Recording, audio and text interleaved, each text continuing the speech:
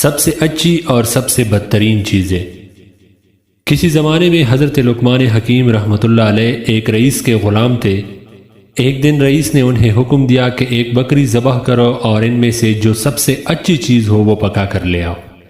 وہ گئے، بکری ذبح کی اور اس کا دل اور زبان پکا کر لے آئے۔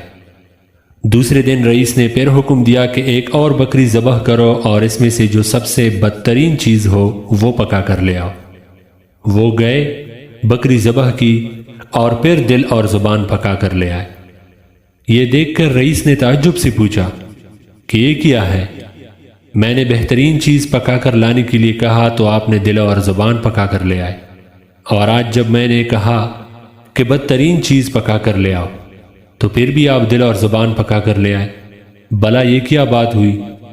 اس پر حضرت لقمان حکیم رحمۃ اللہ علیہ نے فرمایا کہ جناب، اگر یہ دونوں چیزیں صحیح ہو تو بہترین چیزیں ہیں، اور اگر یہ دونوں چیزیں خراب ہو تو پھر یہی چیزیں بدترین چیزیں ہیں۔ اور رئیس کا ان کا جواب سن کر بہت خوش ہوا۔